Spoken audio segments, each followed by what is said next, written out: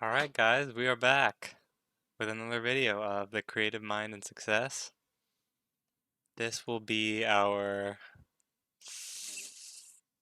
fifth episode. Don't quote me on that. You guys are gonna know because of the title, but I have to guess, okay? But anyways, what we do basically is we take awesome books and we kind of chop them up into sections, kind of go over them, read them, make them a little bit entertaining, and hopefully educational. So, if you guys didn't know, my name is Ian, and I will be hosting this episode, this humble episode. And what we basically do is we briefly go over last episode's idea, and then we read today's section, and then we analyze it. So, there's lots to learn. You can learn from last time's episode, you can learn from the reading and you can solidify it with the analysis. So there's lots of learning to be going on here. But without further ado, let's get into it. So today we are going to be looking at a chapter called, wait, I'm getting ahead of myself. We're not looking at that yet. So we're going to look at last week's lesson, week. Why am I saying week? I literally recorded it like a few minutes ago. Last episode, okay? And so last episode was the beginning of understanding, and it talks about how the universe is made through thought, and that it talks about that there's this law that governs the universe. And at the end, it says this law is mental. So we kind of came to the conclusion that our mind establishes our conditions. And we can use our mind to create good or we can use it to create bad. Okay? So, and I kind of said that it applies to the universe and to our own life. So, it encompasses all basically. So, that was last week's lesson. Think about what that could imply. So, that's where I left you guys off last time. So, hopefully you could understand the implications of all of this. But yeah, now we shall move on to the reading for today, which is going to be Are Conditions Governed by Our Thinking? So this actually, I mean, it's a book, so it should kind of relate to the last point, but it kind of, hold Alright, on. welcome back everyone. I just kind of, one of the previous video just finished uploading, so anyways, let's get back to this. Are conditions governed by our thinking? So yeah, where I was at is that we were talking before about how we can use our mind for good or for bad, and that is what the law is. The law is mental. And now it's saying that our conditions are governed by our mind. So that's kind of where I was going with last episode, but today we're going to dive deeper into that. So let's do it. So, our conditions governed by our thinking. It is easy for the average person to see how it is that the mind can control, and to a certain extent govern, the functions of the body. Some can go even further than this and see that the body is governed entirely by consciousness. This they can see without much difficulty, but it is not so easy for them to see how it is that thought governs their conditions and decides whether they are to be successes or failures. Here we will stop to ask the question, if our conditions are not controlled by thought, by what then are they controlled? Some will say that conditions are controlled by circumstances, but what are the circumstances? Are they the cause or are they the effect? Of course, they are always the effect. Everything we see is an effect. An effect is something that follows cause, and we are dealing with causation only. Effects do not make themselves, but they are held in place by mind, not by causation. If this does not answer your thought, begin over again and realize that behind everything that there is a silent cause. In your life, you are the cause. There is nothing but mind, and nothing moves except as the mind moves it. We have agreed that while God is love, yet your life is governed absolutely by mind or law. In our lives of conditions, we are the cause, and nothing moves except as our mind moves it. The activity of our mind is thought. We are always acting because we are always thinking. At all times, we are either drawing things to us or we are pushing them away from us. In the ordinary individual, this process goes on without his ever knowing it consciously. But ignorance of the law will excuse no one from its effects. What? Someone will say. Do you think I thought failure or wanted to fail? Of course not. You would be foolish to think that. But according to the law, we cannot deny you must have thought failure might come, or in some way you gave it entrance to your mind.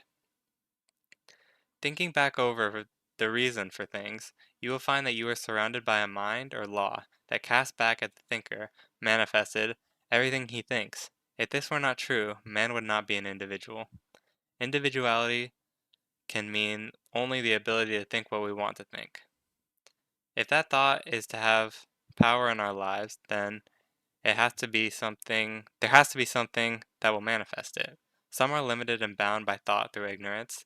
This law is sometimes called karma. It is a law that binds the ignorant and gives freedom to the wise. We live in mind, and it can return to us only what we think into it. No matter what we may do, law will always obtain. If we are thinking ourselves as poor and needy, then mind has no choice but to return what we have thought into it. At first this may be hard to realize, but the truth will reveal to the seeker that the law could act in no other way. Whatever we think is the pattern, and the mind is the builder. Jesus, realizing this law, said, "It is done unto you even as you have believed." Shall we doubt but that this is the great way? Shower knew what he was talking about. Did he not say, "It is done unto you"? Nothing to worry about. It is done unto you. With a tremendous grasp of true spiritual thought, Jesus even called forth bread from the ethers of life, and at no time did he ever fail to demonstrate that when he knows the truth, he is freed by that knowledge. Alright, so that's a longer section. Let's quickly go over again and highlight what's important. I already have some things highlighted, but you know, when you read a book over and over again, you always learn something new. I'm going to keep saying that because it's true. So, I really like this. Everything we see is an effect. He's going to go over this in future chapters when he talks about like belief. He's going to talk about similar things but in different ways. And one of the things he's going to say in the future is that you can't allow what you see to control your mind because everything you see is just an effect. It all starts here. So, and that's what he says in this section. He says everything we see is an effect. And then the effect is something that follows the cause. And the cause is the mind, okay? So, that's important.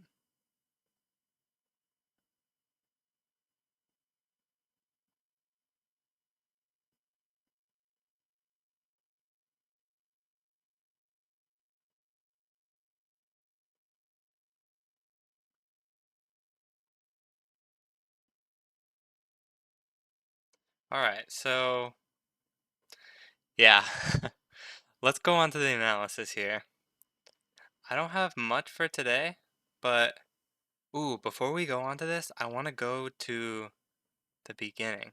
Because in the beginning we drew something and now we're adding on to it, and I thought that was awesome. So at the beginning we had this. We said that reality is a matter of perspective. So I said in the beginning that we're going to go over a previous lesson, but now we're going over the first lesson. So go watch the first video in the series if you haven't already, because it kind of introduces it. It's nice to know. But before we have, anyways, we have that man sees life differently according to his perspective. So we drew this like bar drawing, and we said that the guy at this perspective at the top sees things as a pleasant experience, and then we said the guy in the middle has an unpleasant experience, but they're all experiencing reality. So now we're gonna come down, and we're gonna see this picture, and you're gonna see that it's a really similar picture, but it's a little bit different because now we have our perspective, the conditions, which we had before, but now we have the cause of the conditions. And remember, it said in the book that your conditions aren't due to your circumstances. We said that your conditions are an effect, and that all effects have causes, and the cause is your mind. So we've added a little bit of, and I tried to make these look like thought bubbles because that's what the cause is. The cause is your thoughts. So the guy at the top thinks, I am successful. And his perspective is up here, and his condition is that he's successful. He sees he sees life from the top. I kind of want to imply here that I kind of want to imply that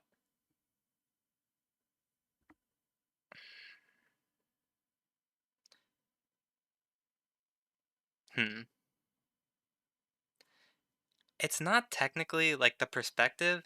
It's not that you're technically I'm not trying to imply that you understand more about life because when you say like you have a higher perspective, it means you kind of like know more.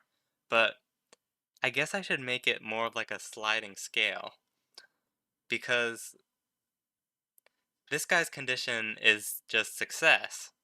But that doesn't mean he like knows more because what if this guy in the middle like knew about the law and he just used it poorly, whereas this guy at the top didn't know about it, but he's unconsciously using it. We're actually going to go over in the next lesson unconscious creation, so stay tuned for that. But yeah, with this picture, I'm basically trying to show that there's a cause behind all of your conditions. So think about your life's conditions and think about how your thoughts have created that. And you will come to some profound realizations. Anyways, that's all I have for you guys today. So hopefully you guys enjoyed.